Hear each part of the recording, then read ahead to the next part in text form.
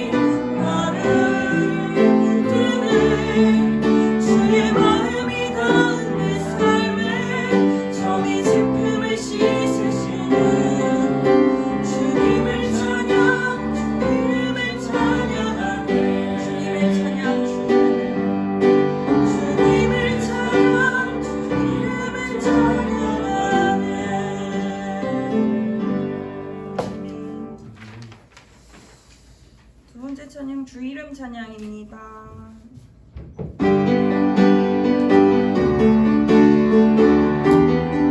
박수 칠까요?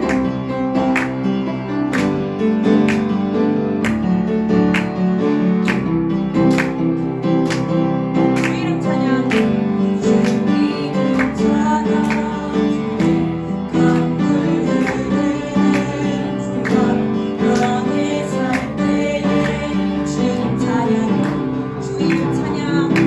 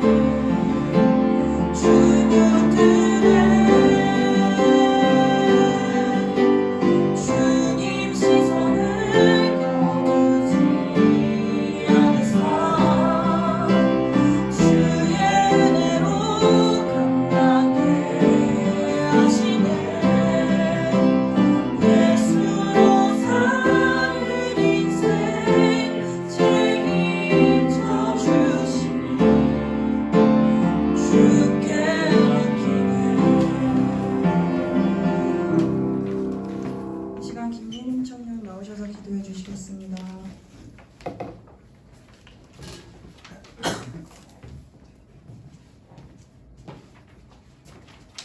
기도드리겠습니다. 사랑의 하나님, 오늘 이 자리에 나와 함께 예배를 드릴 수 있게 해주심에 감사드립니다. 한 주 동안 우리 청년들에게 일어난 어려움을 오늘 이 자리를 통해 회복할 수 있음을 믿습니다. 아멘. 항상 주님과 함께임을 우리가 알고 매일은 주님을 위한 삶이 될 수 있도록 도와주세요. 아멘. 주님, 이 시간에 우리의 죄를 고백합니다. 우리가 지은 죄를 이 시간 주님께 회개하오니 우리를 용서하여 주시옵소서. 아멘. 청년을 위해 말씀 전해주시는 김재길 목사님을 위해 기도합니다. 주님의 축복과 은혜가 가득하고 성령 충만하게 해주세요. 아멘. 예배를 드리기 위해 우리의 몸과 마음을 정돈하고 예배에 임하길 바랍니다. 예수님의 이름으로 기도드립니다. 아멘.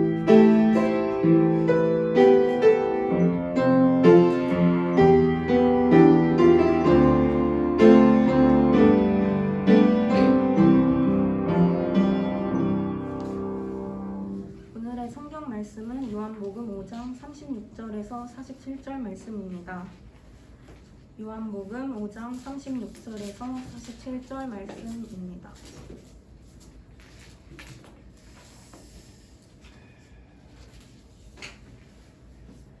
다 찾으셨으면 한 절씩 읽고 마지막 절은 함께 봉독하겠습니다. 내게는 요한의 증거보다 더 큰 증거가 있으니 아버지께서 내게 주사 이루게 하시는 역사 곧 내가 하는 그 역사가 아버지께서 나를 보내신 것을 나를 위하여 증언하는 것이요 또한 나를 보내신 아버지께서 친히 나를 위하여 증언하셨느니라. 너희는 아무 때에도 그 음성을 듣지 못하였고 그 형상을 보지 못하였으며 그 말씀이 너희 속에 거하지 아니하니 이는 그가 보내신 이를 믿지 아니함이라. 너희가 성경에서 영생을 얻는 줄 생각하고 성경을 연구하거니와 이 성경이 곧 내게 대하여 증언하는 것이니라. 그러나 너희가 영생을 얻기 위하여 내게 오기를 원하지 아니하는도다. 나는 사람에게서 영광을 취하지 아니하노라.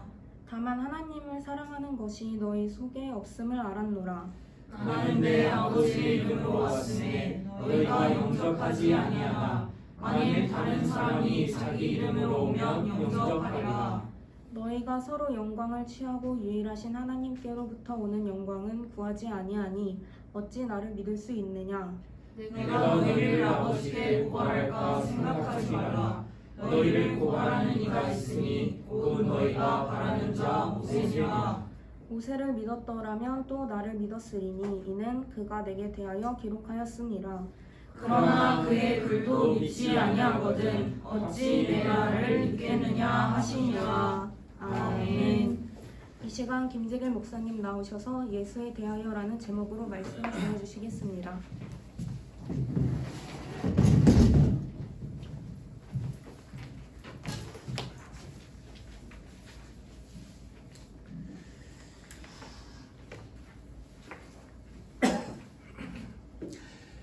하나님은 한 분이십니다.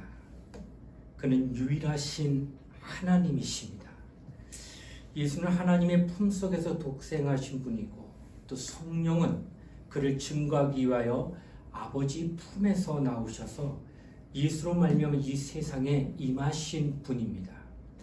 예수는 원래 하나님과 동등하신 하나님의 본체의 형상이라고 성경은 증거합니다.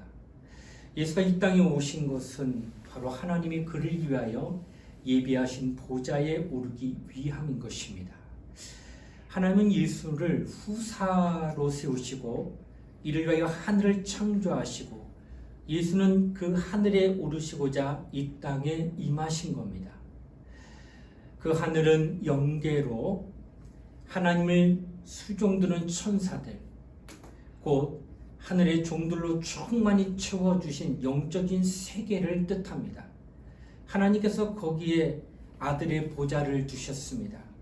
예수는 그 보좌를 얻기 위하여 하나님의 품속에서 나오시게 됐다라고 하는 것을 성경은 우리에게 증거합니다.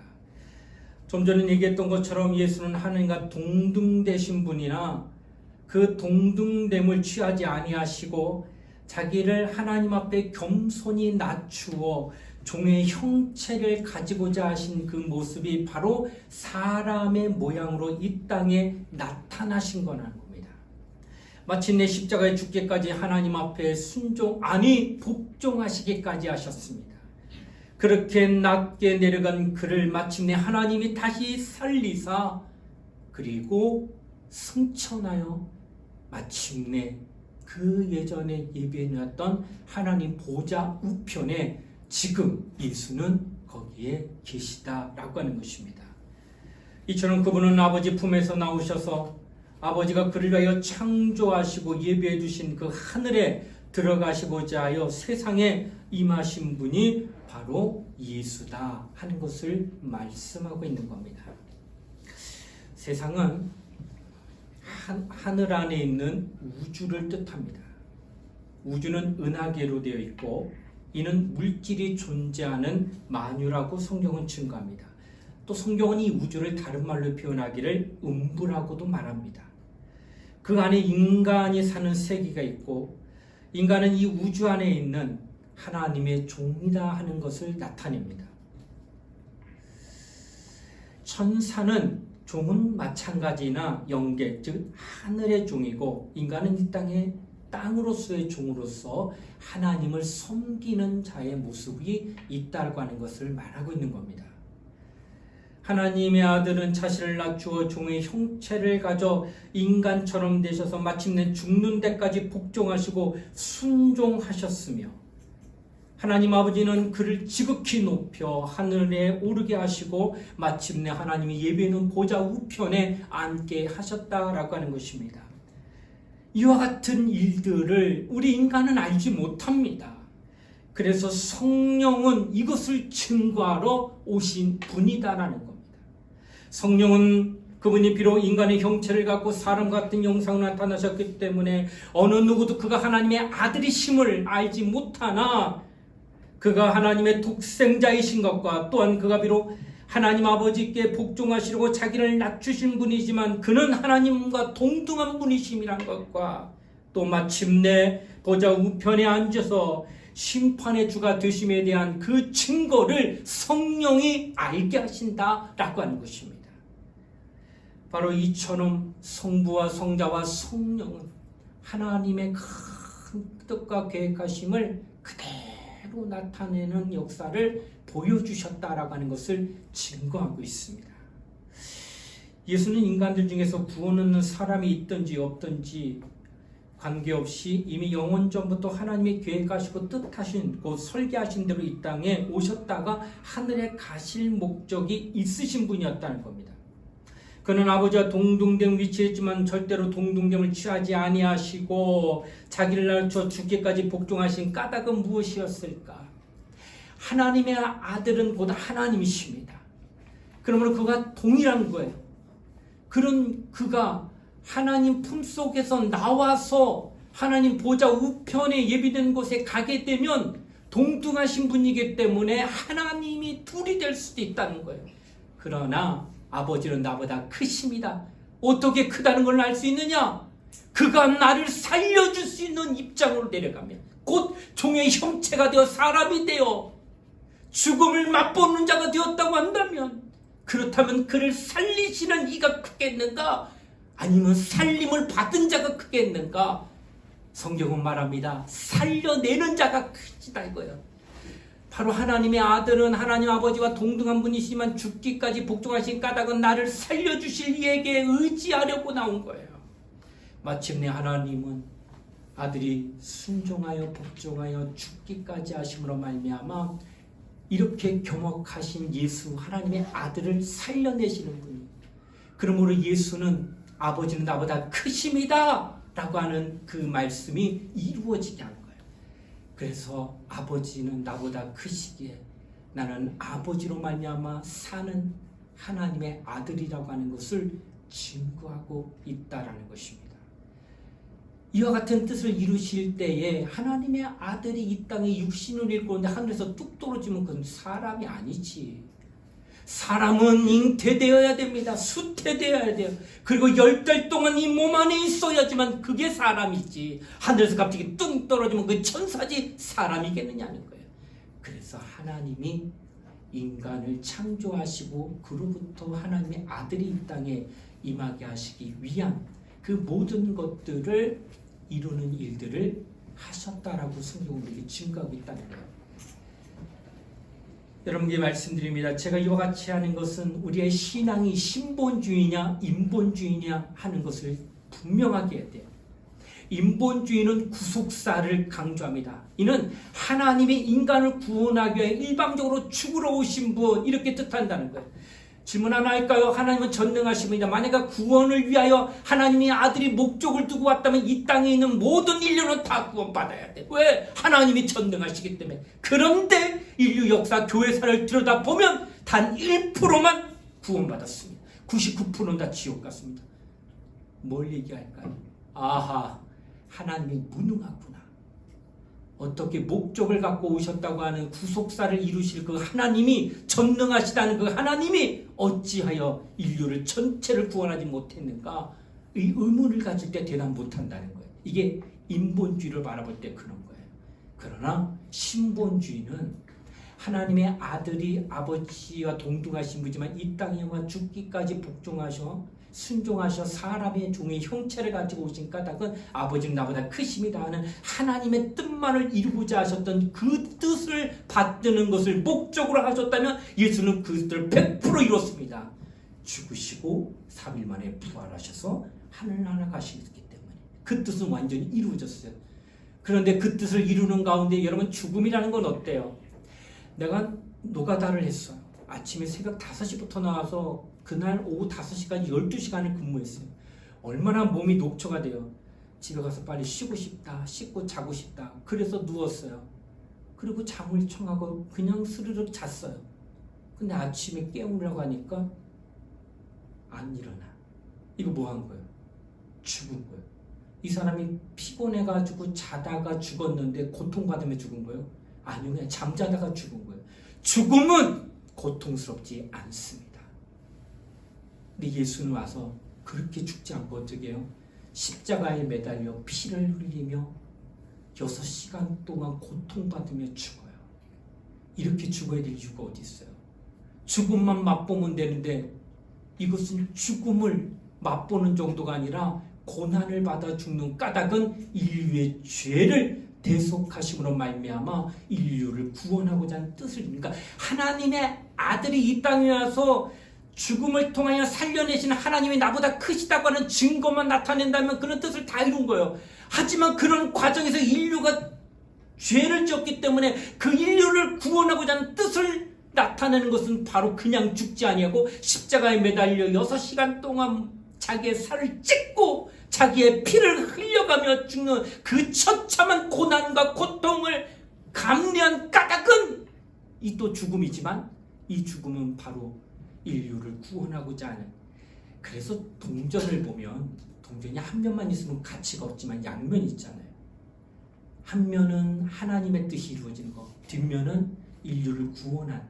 그래서 신본주의와 인본주의에 입각한 모든 것이 다 이루어진 것을 성경은 우리에게 증거하고 있다라고 하는 것을 말하고 있다는 것입니다.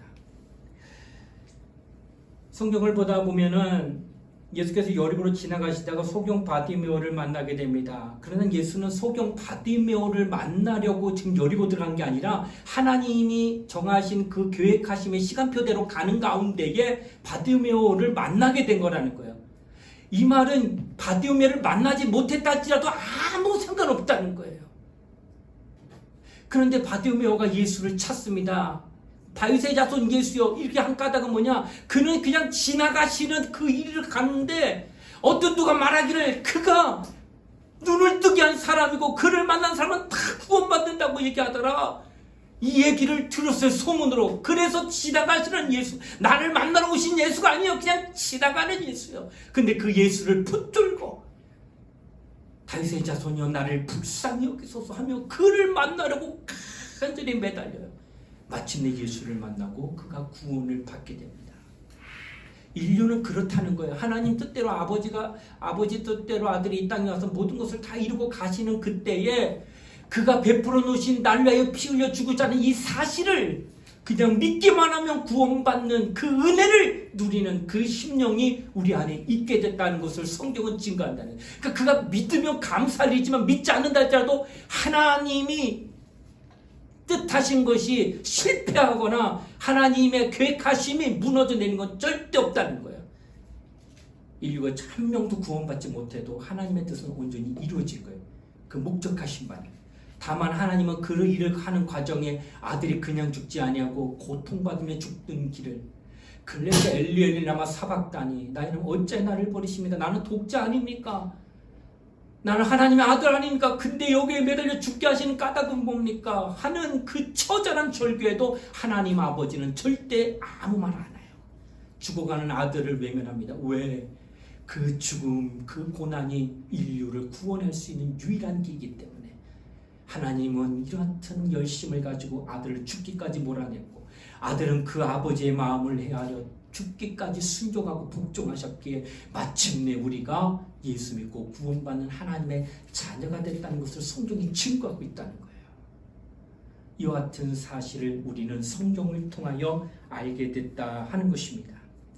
여러분 구약 성경과 신약 성경으로 성경 전체 66권이 이루어졌는데 이 구약 성경은 무엇을 뜻하느냐? 그가 오신다. 언제인지 모르지만 그는 반드시 오신다고 하는 메시아 대망 사상 사모하며 기다려 언제 올지는 몰라. 그러나 오신다고 했어. 그래서 나는 기다리노라고 기록한 책이 뭐요? 구약 성경이에요. 그럼 신약은 뭐냐? 그렇게 기다린다고 했던 그분이 오셨다 하고 보여준 게 신약 성경이에요. 그리고 그 신약 성경에는 바로 그분이 오셨다고 하는 것을 만난 사람들의 증거가 계속 나타나고 있는 게 신약 성경이다 라고 하는 거예요. 이제 또 예수를 믿고 의지하기만 하면 예수께서 그 믿는 자들을 마침내 자신이 있는 하나님 보좌 우편이라고 하는 그곳으로 인도하신다고 하는 약속을 신약 성경은 우리에게 증거하고 있다고 하는 겁니다. 이처럼 구약과 신약의 방대한 어마어마한 양이 있지만은 여기서 예수라는 분을 딱 끄집어내면 이건 휴지예요. 그 많은 단어, 약 7만 단어가 기록된 성경이라 할지라도 예수만 딱 끄집어내면 그 나머지는 다 휴지해야 되는 거예요. 그러니까 예수 없이는 성경의 존재 가치가 없다고 하는 것을 말씀하고 있다는 겁니다. 그럼 여러분 예수란 이름이 무엇일까? 이 예수란 이름은 마태복음 1장 21절에 보니까 자기 백성을 저희 죄에서 구원한다는 뜻이 예수란 이름. 그러니까 예수는 그 뜻한 이름이 바로 자기 백성고 자기를 믿는 사람을 구원한다는 뜻이 있다는 거예요. 그래서 예수가 이 땅에 오셨을 때 예수란 이름을 아버지께로부터 부여받아 왔어요. 그 까닭은 인류를 구원하려는 뜻을 가지고 있는. 그래서 우리가 예수 믿는다는 것은 그가 나를 구원할 수 있다고 하는 능력과 그 뜻이 그게 분명히 있기 때문에 나는 예수를 믿는다면 나는 예수 이름을 아는 자예요. 예수 이름을 아는 자는 하나님은 그 이름을 아는 자를 절대로 포기하지 않고 그 알고 있는 그를 마침내 끝까지 인도하겠다고 하는 약속이 어디에 있느냐? 예수 이름 안에 있다는 거예요. 그래서 성경은 말합니다. 예수 이름 외에는 어떤 누구도 구원받을 수 없다라고 성경은 누누이 말씀하고 있다고 하는 거예요. 그럼 예수 이름을 가지신 이가 누구냐? 바로 그의 신분은 하나님의 아들이시고 그가 하신 역사는 자기를 하나님과 동등됨으로 취할 것을 여기지 아니하고 자기를 낮춰 죽기까지 복종하셨던 그가 바로 예수 이름을 가지신 자라고 성경은 말씀하고 있다는 거예요. 그래서 그 이름을 믿고 그 이름을 알게 될 때 비로소 구원하고자 하는 하나님의 뜻과 계획하심이 그에게 영향을 미치기 시작한다고 하는 거예요.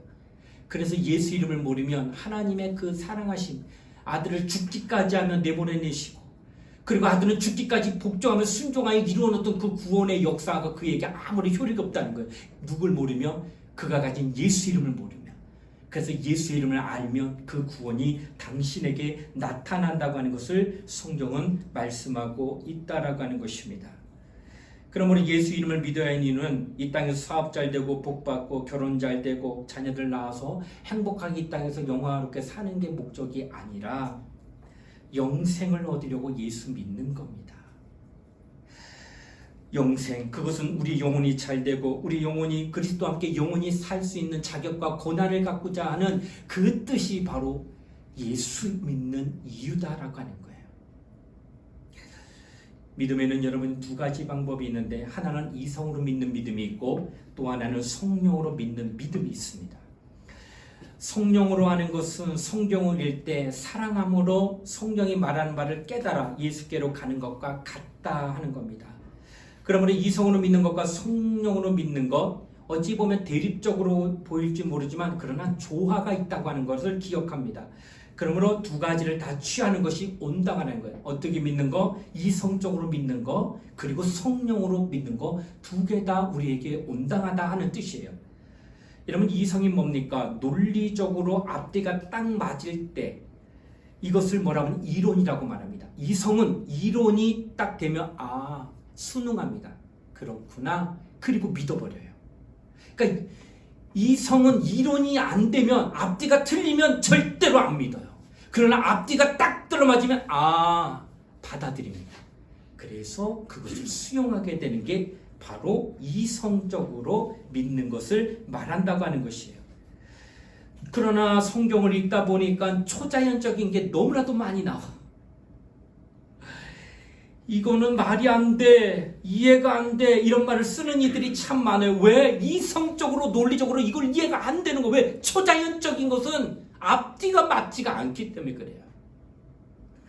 성경에 나오는 초자연적인 것들을 바라볼 때 이론적으로 맞지 아니하니 이것을 믿을 수 없다 하는데, 그런데 믿어지는 수 있는 게 방법인데 그게 뭘까? 성령으로 믿게 되면 믿어집니다.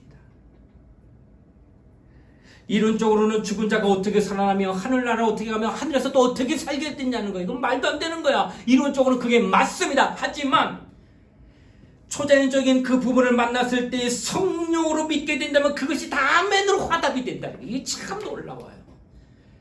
그래서 우리는 먼저 이성으로 믿어지게 되어야 됩니다.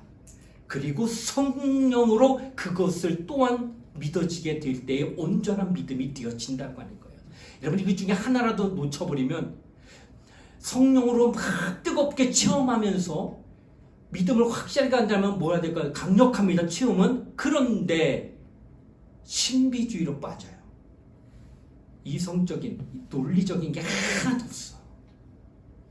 근데 논리적으로 믿게 되면은 굉장히 철학적으로 잘 체계적인 것 같은데 냉랭해. 그리고 역사적으로는 어떻게 하는 거 다 기억하고 아는데 오늘날 내게는 아무런 능력이 없습니다. 그래서 우리는 이성적으로 믿는 믿음과 또한 성령으로 말미암아 믿는 믿음을 분명하게 받아들여야 된다고 하는 것을 성경은 이야기하는 겁니다. 성경은 수천 년 동안 하나님께서 인간에게 나타나 만나주시고 그들에게 체험을 주시게 됩니다. 그 성경을 읽다 보면은 이론을 쓴 게 아니에요. 성경 첫 장부터 마지막 장까지 읽어보면요, 여러분 불교의 경전이나 마호메트라든지 인도의 경전 보면요 얼마나 거룩한지, 여기는 더러운 게 하나도 안 나요, 인간에. 근데 성경 읽으면 어때요? 아버지가 딸을 보매. 이게 말이 나대. 창기 얘기가 나와. 시아버지가 며느리를 보매. 이게 말이 돼. 이게 가감없이 그대로 기록되어 있어요, 성경에. 이 말은 뭘까요? 성경 거짓말하지 않는다는 거예요. 감추지 않고 포장하지 않고 인간의 내면사, 인간사가 어떤가를 적나라하게 고백하고 있어요. 그리고 그런 사람들이 하나님을 만나서 은혜 받고 변화된 걸 그대로 기록한 게 성경이에요. 그 단락이 2줄짜리가 있는가 하면, 1장짜리가 있는가 하면 5장짜리도 늘려가지고 그 사건을 얘기하는 게 성경에 기록돼. 그 사람들이 몇 명? 하나에서 10에서 100에서 수천 명, 홍해바다는 수백 명이 경험한 거예요. 이런 것들이 다 기록되어 있는 게 성경이에요. 그러니까 이성으로 믿는 건 뭐예요? 이것은 역사적으로 이 사람들이 만난 하나님 거짓 없이, 그리고 이것을 기록한 사람들의 기록이 거짓 없이, 그리고 그를 만난 사람들이 인격적이 참 진실했다는 것을 그대로 받아들이며 듣고 믿는 믿음이 이성으로 믿는 믿음. 이런 믿음은 구원받습니다. 그러니까 우리가 성경을 통하여 믿음을 갖게 되면 구원은 받아요. 그런데 자꾸 성령으로 믿는 믿음을 강조하는 까닭은 구원이 아니라 더 나아가 증인이 되느냐 안 되느냐가 거기서 있기 때문에 말씀하고 있다라고 하는 것입니다. 여러분, 상식이 있고요, 지식이란 말이 있어요. 지식은 전문성이 있고 달리 말하면 체험한 것입니다. 누가 내게 얘기했어요. 목사님, 어릴 때 기억나세요? 한 4살? 3살 때 뭔가 기억나는 게 있어요? 하나도 안 나요. 뭐 지능적으로도 굉장히 약할 때인데, 근데 기억나는 게 있어요.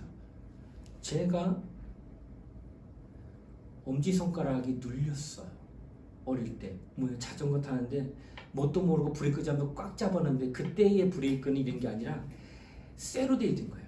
근데 이게 엄지손가락이 물려가지고 꽉 잡다가 엄지손가락이 꽉 눌리고 엄청 아파가지고 엉엉 울던 때가 있어요.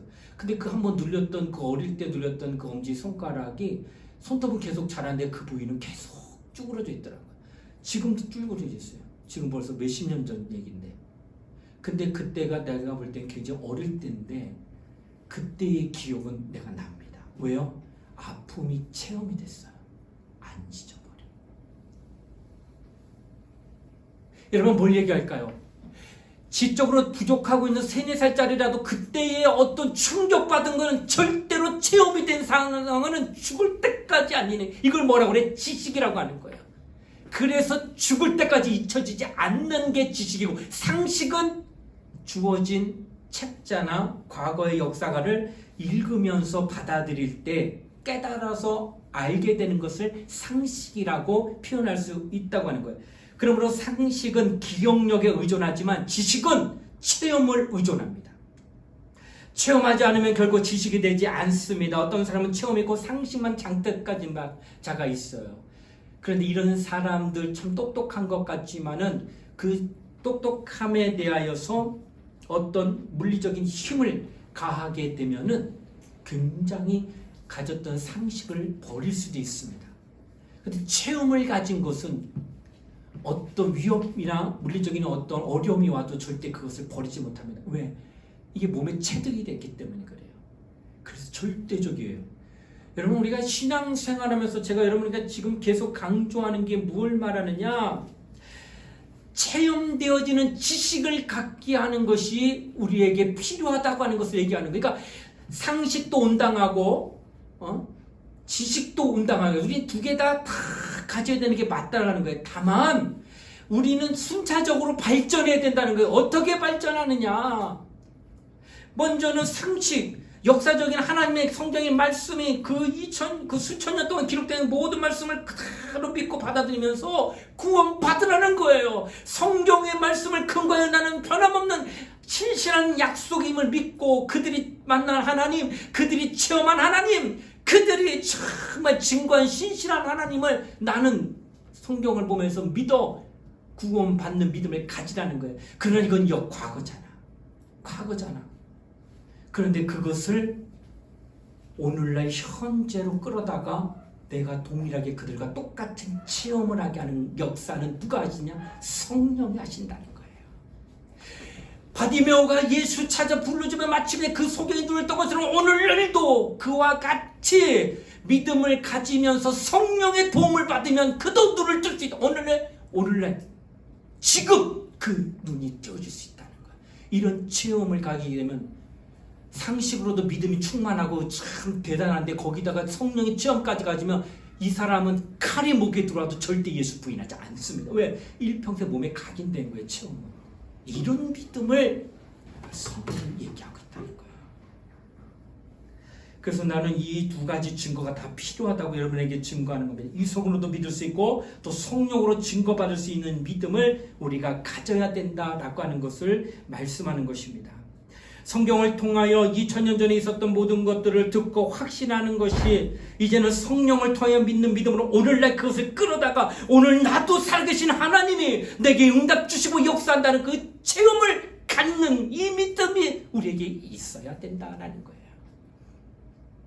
그래서 구약의 믿음이 신약의 믿음으로 옮겨지고 상식의 믿음이 지식의 믿음으로 옮겨지고 성경을 믿는 믿음이 이제는 성령으로 믿어지는 믿음으로 바뀌어질 때 그 믿음이 진정 온전한 믿음이 되어지고 그 믿음으로 살아계신 하나님을 오늘날 만나게 되는 거예요.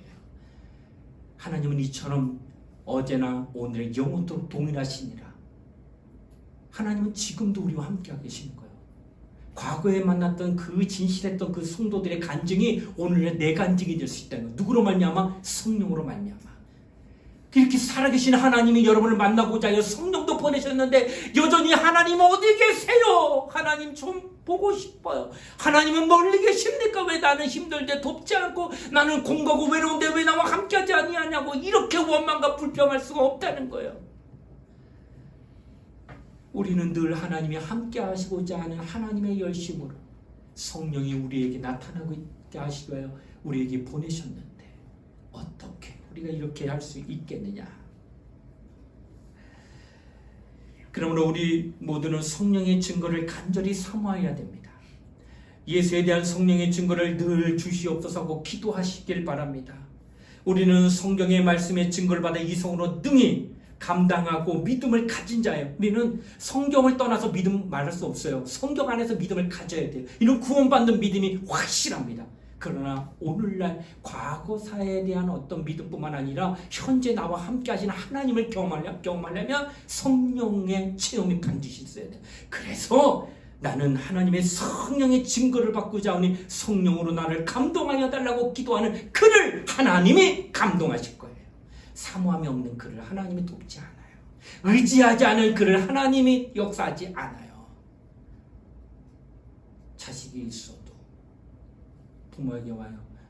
아빠 이거 도와주세요. 말하고 요청하는 자녀를 도와주지. 말하지 않냐고 지가 알아서 하겠다고 한다면 기다립니다. 내게 와서 손 내밀 때까지 내가 보겠다 하고 기다릴지 직접 하지 않아요. 도움을 요청할 때, 의지하려고 할 때, 이럴 때 도와주려고 하는 그 부모의 마음처럼 하나님도 성령의 도움을 받고자 하여 하나님을 의지하며 기도하며 열심히 내는 그를 하나님이 도와주신다는 거예요. 나는 여러분의 믿음이 성령의 증거받기 원합니다. 그래야 세상 분파에서 흔들리지 않아요. 돈 조금 준다고 주일날 교회 안 나오고 다시 이런 거 체험이 없으면 그냥 또 따라가는 거예요. 그러나 내가 하나님을 만난 체험이 분명하기 때문에 그깟 돈이 문제가 아닙니다. 나는 하나님의 살아계심이 나와 함께 하시는데 흔들리지 않을 수 있다는 거예요. 미움받지 않을 수 있다는 거예요. 이런 믿음이 우리에게 있게 하기 위하여 성령의 증거를 우리에게 허락하고 있다고 하는 것입니다. 그러므로 사랑하는 우리 청년들이요, 이제는 이성적인 믿음이 이제는 체험적 믿음으로 갑시다.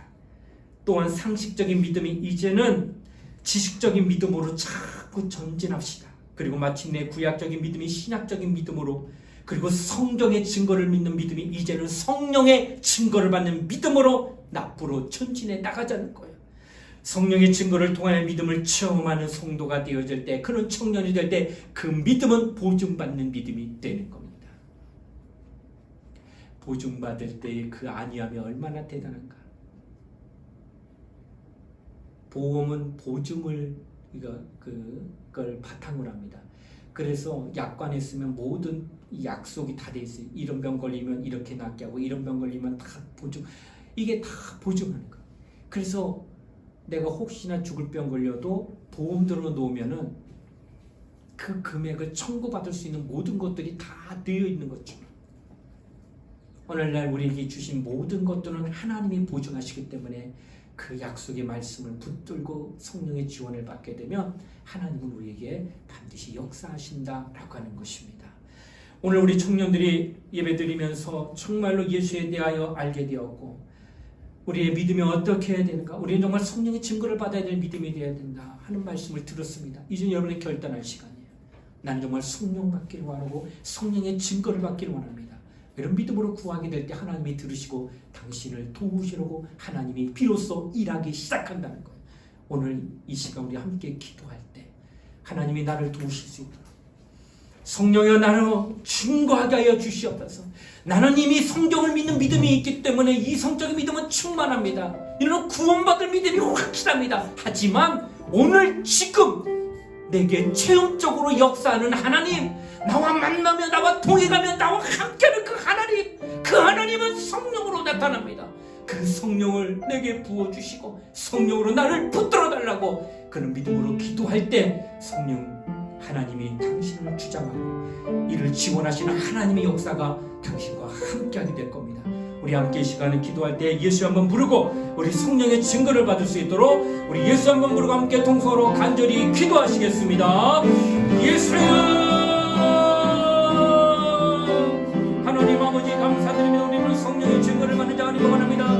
나에게는 하나님 아버지 성령을 믿는 믿음이 있습니다. 성령 안에 간증됐던 모든 사람들이 신실함을 합니다. 거짓없이 그 모든 것들을 다 알게 되므로 말미암아 나는 이제 성령을 통해 구원받는 확실한 믿음을 갖게 되었습니다. 그러나 이제 나는 증인의 삶을 살길 원합니다. 어떤 환경이 와도 어떤 핍박이 와도 어떤 고난이 와도 결코 믿음이 흔들리지 아니하는 증인의 삶, 그 삶은 성령으로 믿는 믿음, 그 믿음이 우리에게 필요함을 고백하며 기도하는 우리 모든 영혼들 되신 역사가 주시기를 원합니다. 오늘 이 시간 우리 모두의 믿음이 점점점 증가하고 점점점 하나님 원하고 기뻐하는 믿음으로 나가기를 원합니다.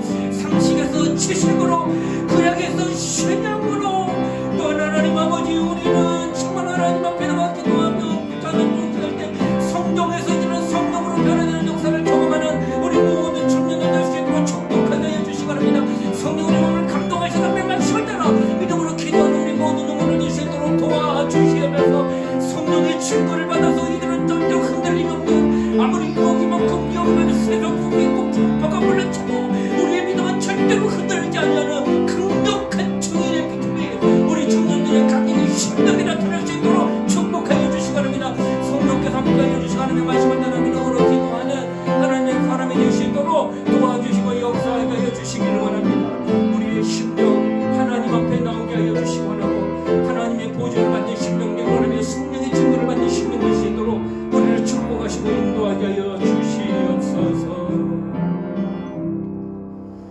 하나님 아버지 참으로 감사를 드립니다. 오늘 우리 모두는 믿음이 있는 자가 되길 원합니다. 그 믿음은 하나님이 원하시는 또 하나님이 뜻하신 것을 이루어드리는 그와 같은 믿음을 갖게 하여 주시옵소서. 그 성령의 증거를 받는 믿음이 되게 하여 주시옵소서. 이성적인 믿음이 이제는 체험적인 믿음으로 나아가게 하시고 상식적인 믿음이 이제는 지식적인 믿음이 되게 하시고 구약적인 믿음이 이제는 신약적인 믿음이 마침내 성경의 증거를 받던 믿음이 이제는 성령의 증거를 받는 온전한 믿음이 될 수 있도록 도와주시옵소서. 감사를 드리며 거룩하신 예수님 이름 받들어 간절히 기도드리옵나이다. 아멘.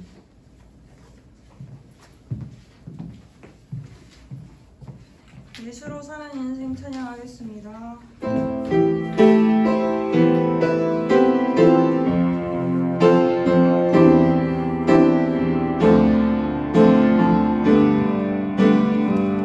내 이름 불러주시고 내 이름 불러주시고 내 삶의 주인 되시는 내 맘에 고백하시는 그신 나의 예수님. 내 안의 모든 염려는 내 안의 모든 염려는 절실한 기도들이라 답답한 현실 속에서 주만 정히 바라봅니다. 삶의 무게가 되고